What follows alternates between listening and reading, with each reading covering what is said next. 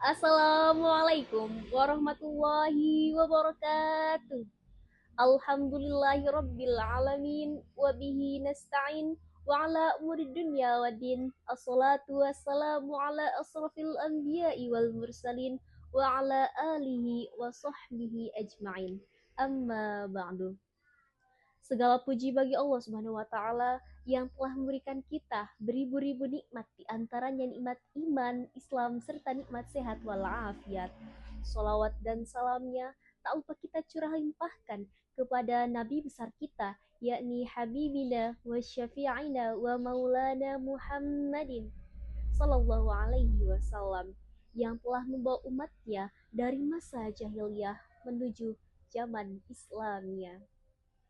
Yang saya hormati Bapak Adi Kusuma selaku dosen pengampu mata kuliah Public Speaking, dan yang saya banggakan teman-teman seperjuangan, yang semoga kita selalu dalam lindungan Allah Subhanahu wa taala dan diberikan kelancaran dalam menuntut ilmunya. Amin ya rabbal alamin.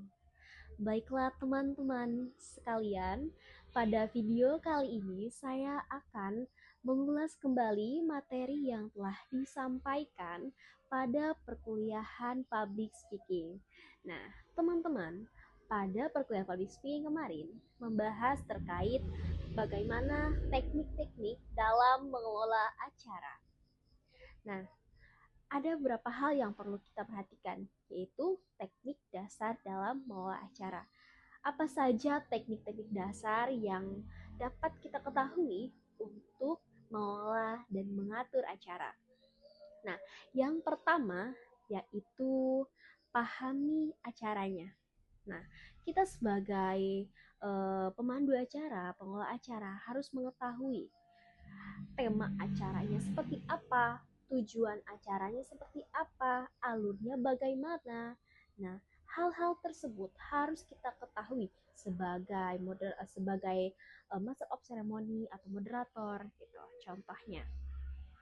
Dan yang kedua yaitu pahami audiens. Nah, kenali audiensnya. Karena kenapa? Seorang pemandu acara, pengelola acara, kita harus dapat berinteraksi secara aktif dengan audiensnya. Agar kenapa? Agar kita bisa memunculkan komunikasi yang interaktif dan efektif dengan audiens. Kita harus menyesuaikan gaya bahasa, kita harus menyesuaikan juga gaya humor mereka gitu. Nah, yang ketiga yaitu kuasai rundown atau skrip. Nah, rundown ini adalah susunan-susunan acara yang telah dibuat. Dan kita sebagai pengelola atau pengatur acara harus mengetahui apa saja acara setelah ini, apa saja selanjutnya acara setelah ini, dan juga menggunakan catatan yang singkat agar kita dapat mengetahui acara selanjutnya apa dan juga dapat terlaksana secara tertib.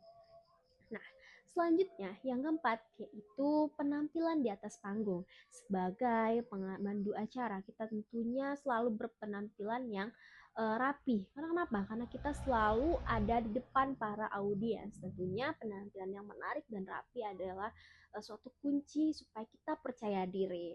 Nah, yang kelima atau yang terakhir yaitu uh, bagaimana di sini kita dapat mengolah teknik vokal kita. Nah, apa saja sih dalam teknik vokal itu? Pertama, ada artikulasi, yang kedua, intonasi, dan juga yang ketiga, tempo. Nah, ketiga hal tersebut adalah suatu hal yang sangat penting ketika kita menjadi pemandu acara di suatu kegiatan. Nah, intonasi terkadang kita menyampaikannya membutuhkan intonasi yang lambat gitu, intonasi yang tinggi, yang rendah, tempo yang lambat, tempo yang cepat. Nah, itu disesuaikan dengan apa yang kita bicarakan. Nah, itu merupakan teknik-teknik dasar dalam mengelola acara. Nah, selanjutnya kita harus mengetahui nih, apa saja sih profesi-profesi yang berkaitan dengan mengatur acara. Nah, di sini saya akan menyampaikannya tiga profesi yang berkaitan dengan menyusun acara atau mengelola acara. Nah, yang pertama ada MC atau Master of Ceremony. Nah, teman-teman tahu tentunya Master of Ceremony ini biasanya ada di sebuah acara yang formal, informal, atau semi formal. Nah, MC atau Master of Ceremony ini merupakan orang yang mengatur, memandu, dan mengelola sebuah acara agar acara bisa berjalan dengan baik, tertib, dan juga lancar. Nah, jadi peran dan tanggung jawab seorang Master of Ceremony tentunya dia dapat mengatur susunan-susunan acara sesuai alurnya dan juga dapat mengubah jika ada perubahan dalam suatu acara. Dan yang ketiga juga, seorang MC tersebut harus dapat membawa ritme acara dengan baik. Nah, terkadang suatu acara nih ada yang kosong atau yang senggang. Nah, itu bisa dibuat acara dengan menggantinya seperti ice breaking agar audiensnya tidak bosan dan juga ada dinamika yang baik antara audiensnya. Nah, selanjutnya ada moderator. Nah, moderator ini adalah seorang yang memfasilitasi antara pemateri dan juga audiens. Nah, biasanya moderator ini yaitu yang membimbing seminar atau di sesi-sesi diskusi.